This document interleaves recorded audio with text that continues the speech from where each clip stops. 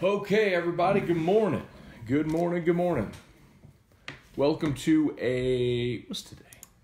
Tuesday edition of Morning Scone, presented by Brock.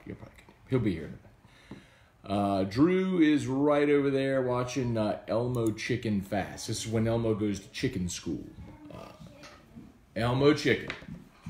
Here comes Elmo Chicken right now. Elmo Chicken. Hi, Elmo Chicken. Elmo Chicken Fast. You want to see Elmo Chicken Fast? Wait. You want to see Elmo Chicken Fast? Elmo Okay. Chicken. Okay, Elmo Chicken Fast. There you go. Watch Elmo go to school. Elmo Chicken Fast. All right. Let's see. Virginia wins the national championship. Actually stayed up and watched it, but did not stay up for one shining moment. It was like, all right, it's too late. And then they just kept putting it off, and they kept have post-game stuff. And I was like, yeah, I'm going to bed, whatever. So went to bed. Didn't watch one shining moment. LSU baseball tonight at Southern. Some updates on Landon, Marceaux, and Daniel Cabrera we'll get to. Let's say some good mornings. Hey, Dad, good morning. James Tyrone, Craig Schilling, what's up? Shelby Kelly, good morning. Hey, Uncle Mike, what's up? Dustin Johnson, Kevin Klingman. Brennan Kaluka, what's up? Brennan, oddly enough, I was just reading an email from Kelly Patrick about the tournament pool. So he just sent out the winner email, and he had a list of all the prior champs. So I just read your name as like the back-to-back champion in like 07, 08, whenever that was. So congrats on that, like 10 years ago. Josh Long, good morning. Thank you for the share. As always, sharing is caring. So thanks for hitting the share button, and thank you for liking Brock, the Baton Rouge Orthopedic Clinic. Brock docs are the best. They got all the subspecialties. They are awesome peeps. All the LSU team doctors are Brock docs. So if you need an orthopedist, go see Brock. Leroy Blanchard, good morning. Stephen Broken, baseball hire analyst like football. Sure you can. You can have staff. You can have, off the field staff members. But the thing to consider is two things. One, it's similar to football. They would not be able to work with the players on the field. You wouldn't be able to coach the players. And the LSU has a lot of staff like that, right? So, I don't know their titles, but, Nate Fury is on staff, sort of an analytics guy. Micah Gibbs, of course, is like director of baseball ops. So they have some non-coaching staff members. But the thing to consider mostly is, football has the budget to hire all those staffers and analysts. And, of course, they're going to allow football that luxury because it's the cash cow, and whatever's going to make football better, they'll do. Other sports don't necessarily have that luxury to build that within a budget. But sure they could. Let's see. Irfan, good morning. Dawn, good morning. Craig Dugat, team always bunt in the house. Well, then your team always lose, Craig. God bless you. If you love to lose and you love to be wrong, keep on bunting, friend. Robert Boudreau, good morning. Douglas Duhan, Kirk Taylor, Brian Wynn, Joey Painich. What's up, everybody? Matthew White. Good morning, Matt and Drew. Why is T-Bob so hard to listen to? I don't know, man. Look, hang on. Drew just made a happy play. Hang on.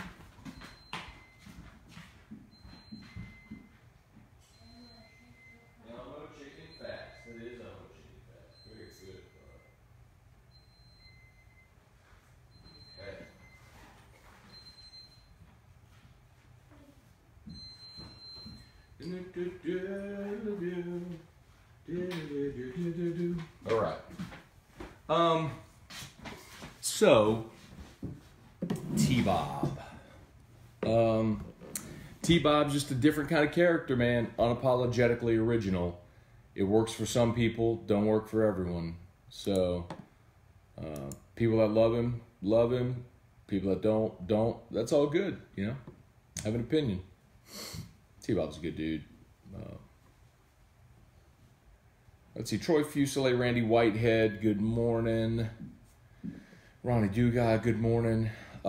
You're fine. Do you know an ETA for the tower fix for 100.3? So last Monday, a week ago yesterday, I was told 5 to 7 days. Now my guess that's 5 to 7 business days. So I would think today or tomorrow. Sorry for the inconvenience there. For those that don't know, our New Orleans affiliate, they had to do some tower maintenance. They had to replace a part of their tower. And so in so doing, the signal's been completely powered down. So, you know, you haven't been able to hear us for more than a week. But my hope is I will get an update from the horse's mouth today. I'll make sure I do that. Let's see. Okay, Matthew Danicola, what do you think of Marceaux getting the start tonight? Love it. Whether he would have started or just pitched an inning in relief, I don't really care. But I love the fact that he's getting back out there. So it's just the progression, right? So whenever you have that kind of injury, you start doing flat ground, and you do long toss, and then you'll do like a, what do they call it when they throw from the front of the mound? So you just get a little bit of the elevation. I forgot what to call it. Anyway, then you'll throw a bullpen. And they try to get you mound time in the game. So there's just the next progression. So if he does this today, pitches an inning or two, whatever, and he feels good, great. Now maybe if he feels good after this weekend, maybe use him an inning.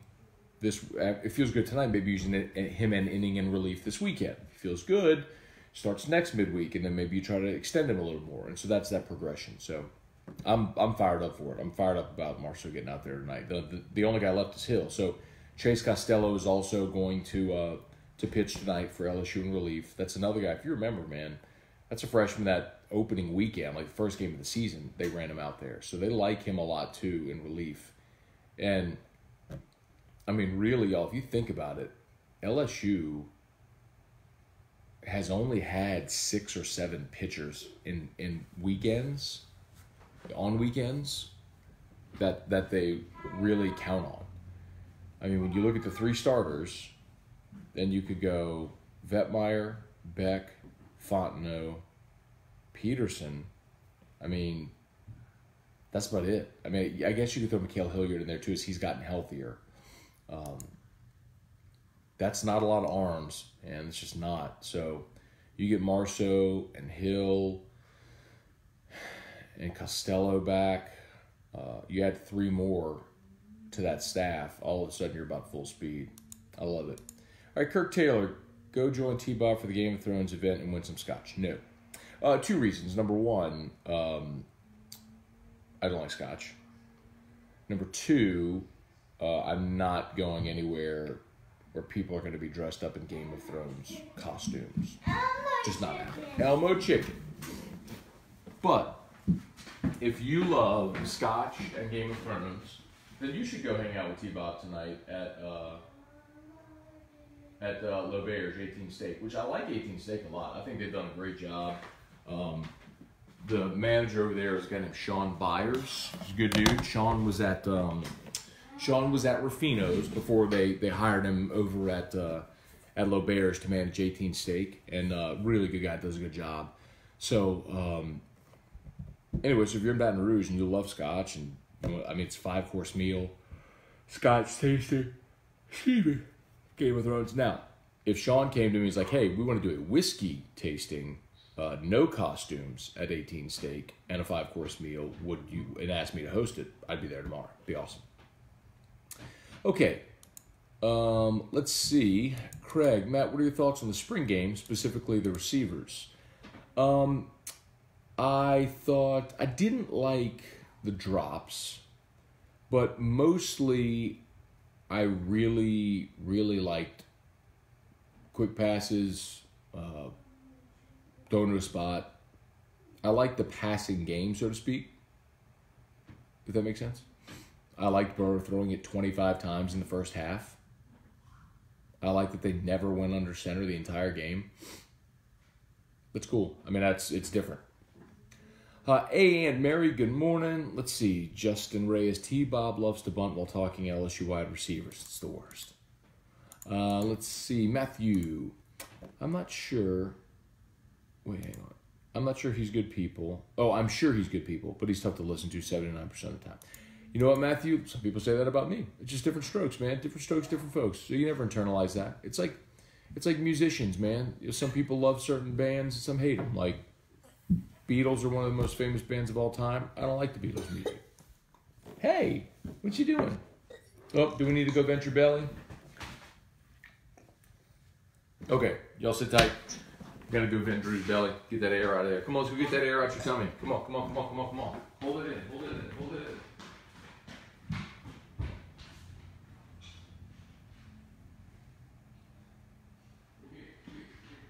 Hey, babe. Let's see, come see daddy. See daddy. Bless you. Did that help? It sneezed. Let's see. Let's see. Yeah, that's good. That's good. Good, good, good. Good balls. All right, sit up, sit up, sit up, sit up, sit up. Okay.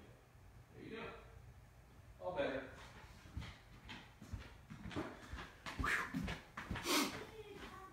Okay. It's like burping a baby. Let's see. Lucas Hornsby, good morning. Hey, Ronnie Dugas, Shelby. Altuve hit one out of Minute Maid last night, exit of 108.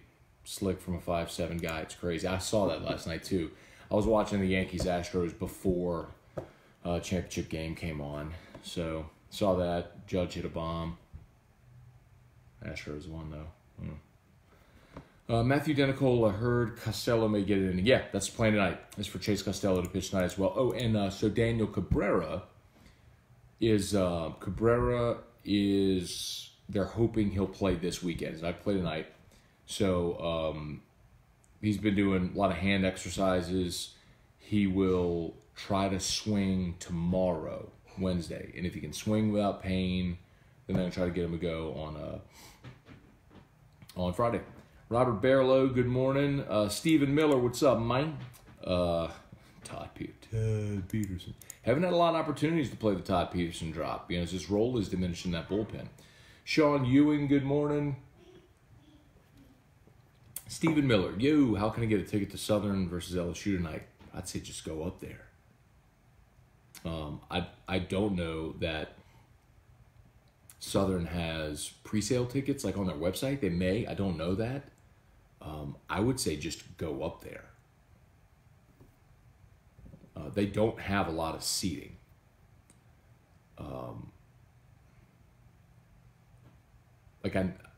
At Lee Hines Field, they just don't have a lot of seating. I guess the other option you have is you could just go like stand on the interstate, because if you look beyond the wall is the interstate, like the bypass. You just stand right there and look at the field. I guess you could do that too. Let's see. I'm good. I'll pass on $150 for dinner with T-Bob and dressed up people. But I would be excited, man. I'm serious. Like if they would do that, like 5-course meal and do like 8 different whiskeys or bourbons, I would do that in a heartbeat. I think that'd be real fun. Shelby saw Stores throw a bullpen on Twitter. Could be a late season edition. Thoughts? I would love it. Saw that on Saturday before they played the doubleheader. Stores threw a bullpen. So similar progression. Maneri talked about it yesterday, and he said, Stores is basically just hell-bent on contributing something this year.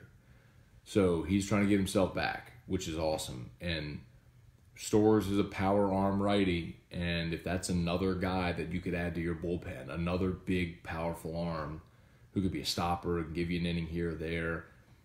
The comparison I made, I think I made this yesterday on AFR, the comparison I made with Stores this year would be like Renato in 08, if you remember that.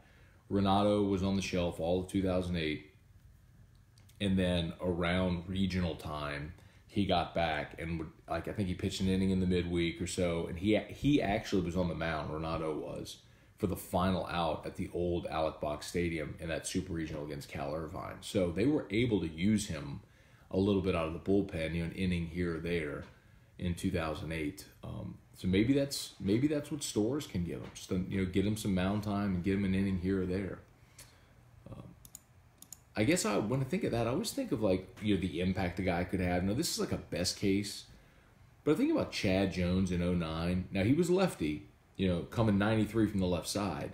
But, you know, the dreadlocks of doom and all that stuff with Chad Jones in '09. I mean, Chad Jones only pitched like 9 innings that year.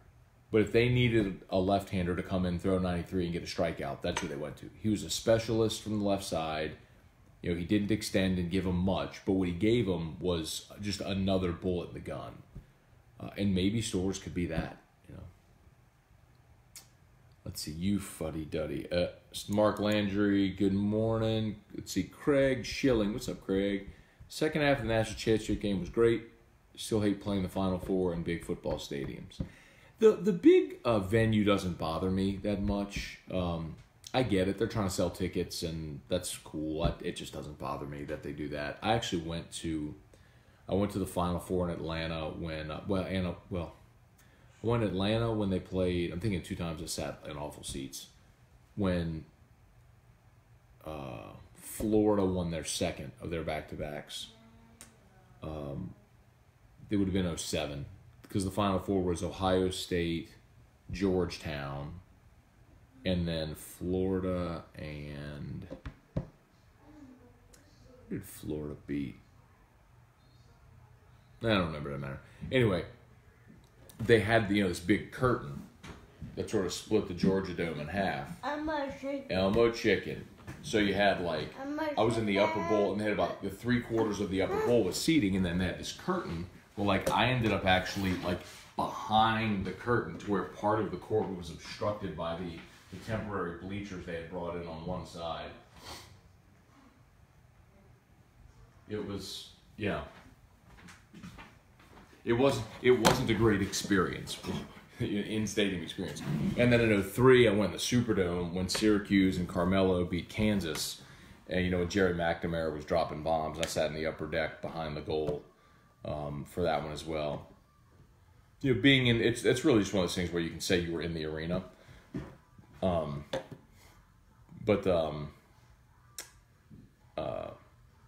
don't mind it as someone watching on TV, and I get why they do it. But yeah, first half was boring last night, man. I was just barely watching it. It's 7 points, 8 minutes into the game. I was like, this sucks. But it ended up getting really good. Went to overtime. Pretty good ending. Sam Dixon, C. Matt, Carlton Cisco. What's up, Chad Dupuy? Good morning, Pierre Escuro.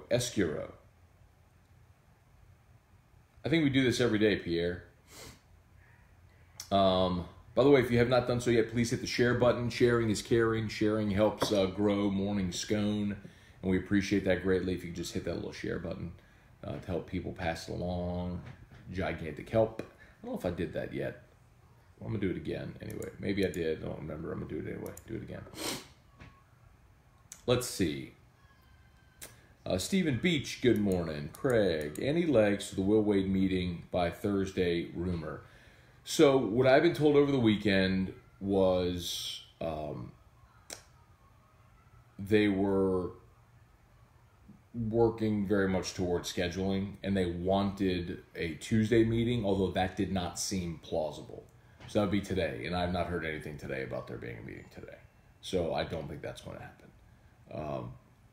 What I was told over the weekend was more realistic would be the end of this week. I was told Friday, not Thursday, but maybe they've settled on Thursday now. That could certainly be the case.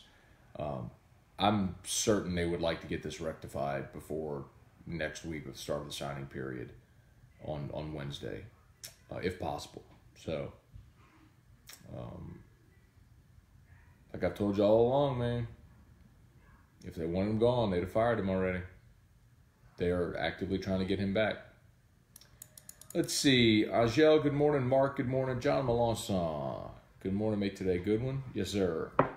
Okay, Steven, has Jaden Hill thrown since the soreness, or he's just been shut down? He has started throwing again, but not a bullpen, nothing, no mound time, just light tossing and things like that. But again, that's patience. That's a slow development coming back from that. And I think one of the interesting things with Jaden Hill in particular is what you do with him when he comes back, if he comes back this year. Because if you get him back, like let's say this week he'll Elmo Chicken Fast. Okay. If you start to get him back, and you start that process, maybe you, like hypothetically, Jaden Hill, let's say, he throws some long toss this week, pain-free. Next week, they get him, on the short mound, and then they move him like to throw in the bullpen, and then the following week, they maybe try to get him an inning in a midweek game. So you're talking about basically the path Marceaux's followed, and then maybe an outing in the weekend, and then maybe he extends in the midweek. Well, all of a sudden, when you look at that, like that's another month from now. You're at the end of SEC play. So I think if you're just being realistic, like with the timeline, what do you hope to get out of Jaden Hill this year? Right? Like it's, there's this idea that if he comes back, will he go back in the rotation? Like, are you going to disrupt your starting rotation with 2 weeks to go in conference play, right before you go into Hoover? I think ideally, like best case is if you got into a spot where you're into the SEC tournament and you need to play 4 straight days, then you could have your weekend rotation. But remember, you wouldn't want to pitch Hess on the first day. You'd want to keep everyone as close to their schedule as possible. And in the final weekend of the regular season, everybody goes Thursday, Friday, Saturday because the tournament starts on Tuesday.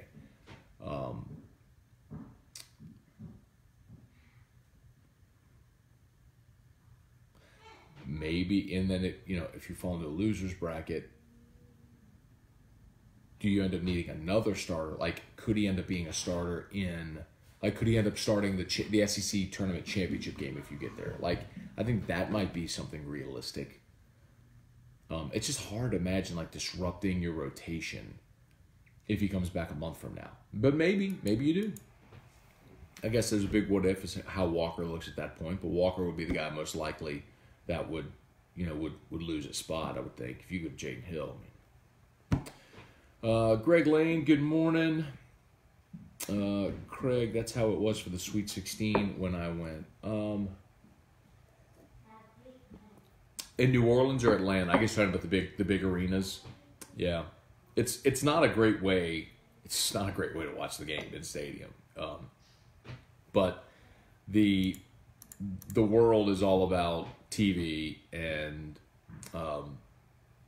money and ticket sales, and they're going to put it in a 70,000 seat venue instead of a 15,000 seat venue and sell the extra 55,000 seats at $100 a pop, and then you sort of understand why. Stephen Miller, no locked on yesterday. No, I didn't, and here's why. And I'm sorry about that. So every Monday we have our Monday morning meeting at 9. And so normally that's 9 to 9:30, and then I go record Locked On and then go about my day. And yesterday I had a lunch meeting at 11:30 at the new Ichiban in Gonzales. So to get from downtown Baton Rouge to Ichiban and Gonzales, that's a haul. I mean, that's 30, 40 minutes just to make that drive, and I was going to have to make it both ways. So I knew a good hour of my day, a chunk of my day was going to be eaten up just from that drive, and then of course the lunch itself as well. So I had a small window to do the podcast yesterday because I had to get some prep done before I left for lunch. And there was a young guy who runs InsideTheTigers.com. Harrison Valentine is his name.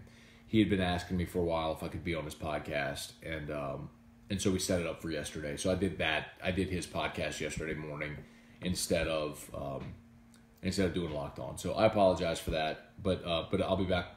Locked On will be back today, and Friday was a crazy morning, so I missed Friday, but I did one Saturday, so hopefully I'll get to hear that, recapping the first game of the series and talking about the spring game and all that stuff. So anyway, and also no Riot podcast today. We'll do it tomorrow instead. Terrio texted me this morning at like 6:30. He's like, "Hey man, can we do tomorrow for the podcast?" I was like, Sure. So Riot Podcast tomorrow instead of today. Tomorrow, Wednesday, noon Central on the 104.5 ESPN Baton Rouge Facebook page. Scott Borch, good morning.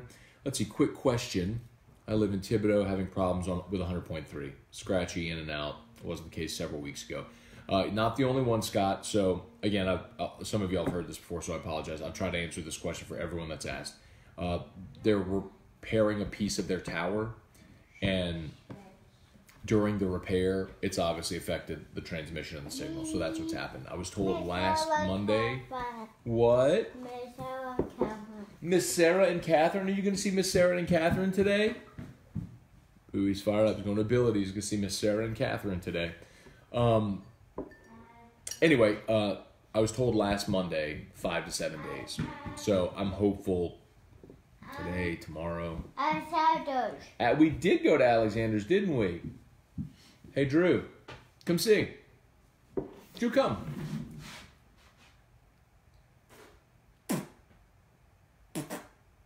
Drew, come. Miss Sarah and Catherine.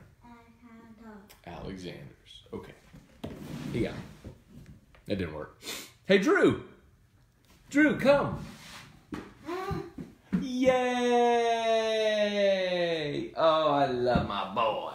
I love my boy. I love my boy. Oh, he's like, yeah, get out. I'm leaving. I'm over you. All right. Well, I still love you. Hello, Catherine. Hello, Catherine. It's good to see you. Like father, like son? Ow. What are you doing there, bud? Hey, what are you doing there? Hey. Hey. Hey, Drew. What are you doing?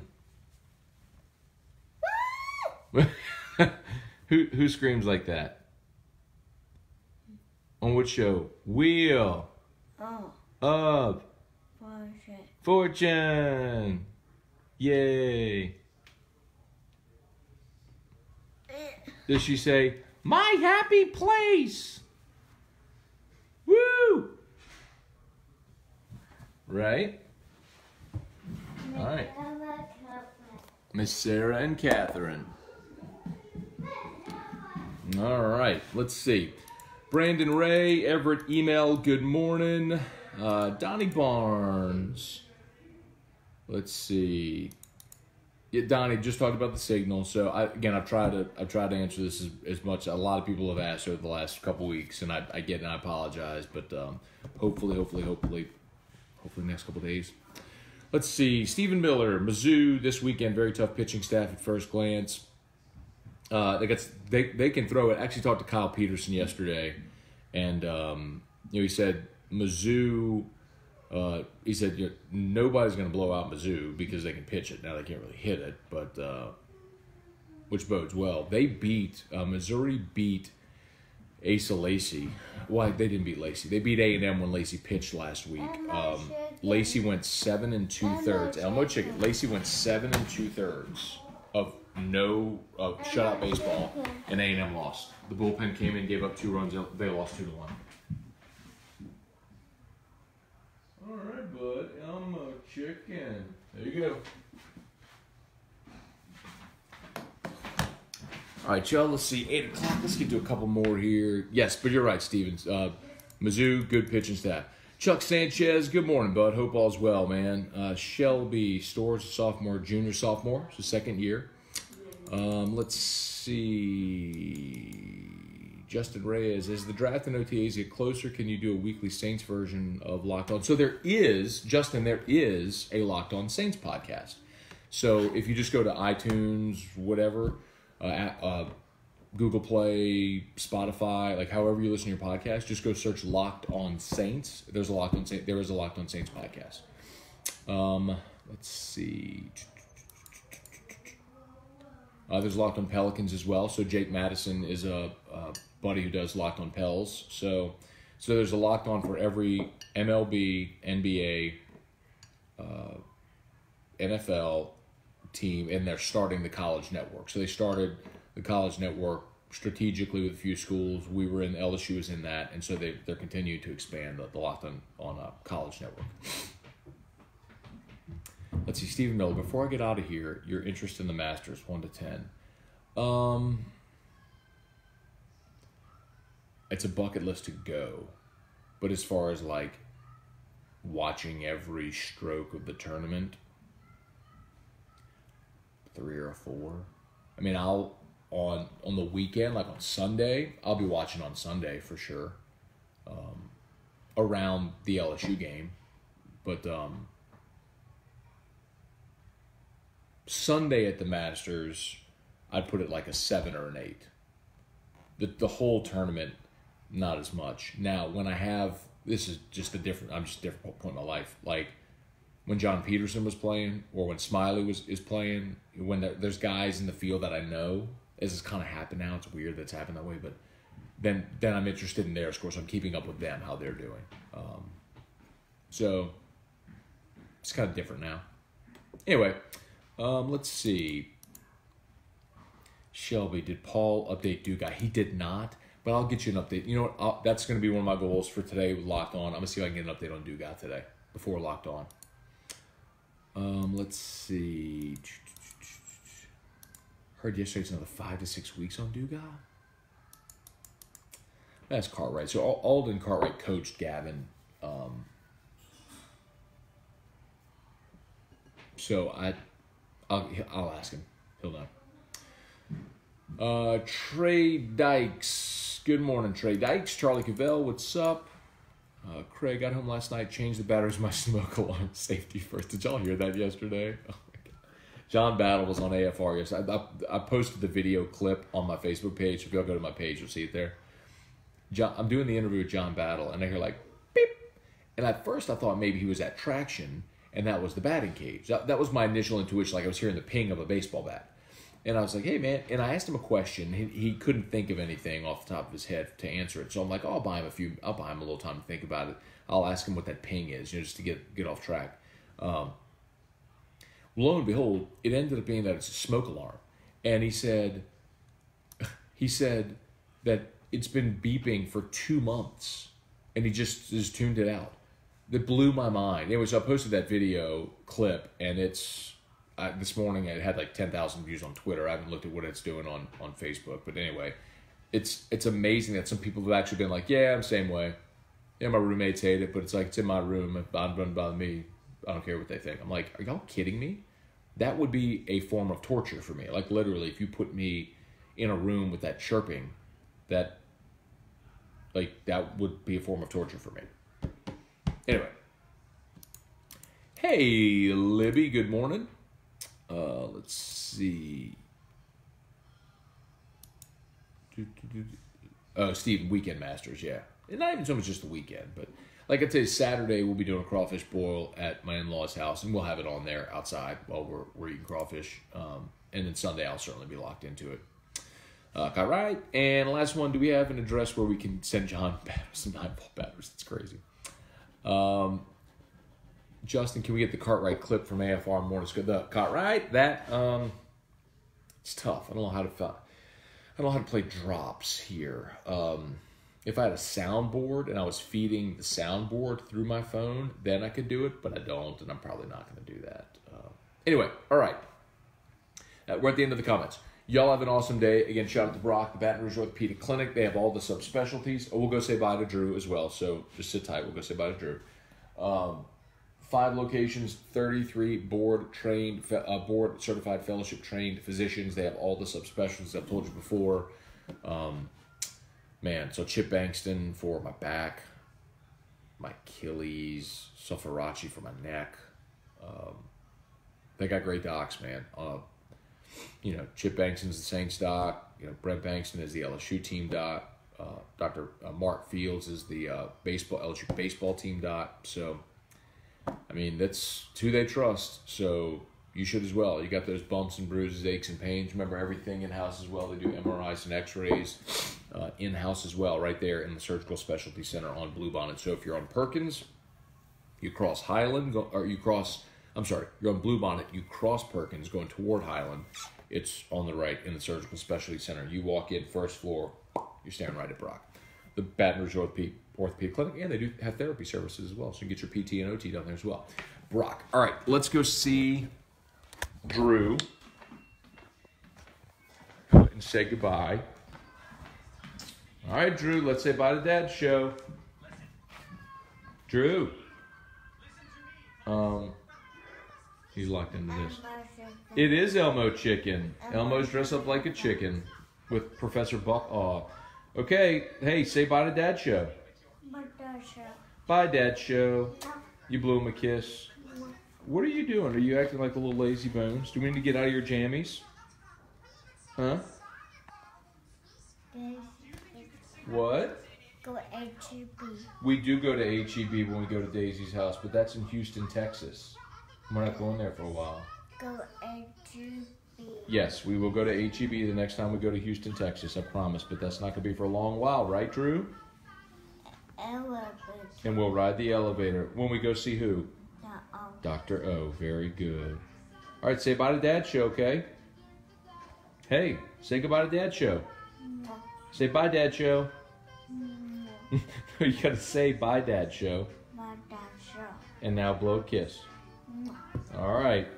Y'all have a good day.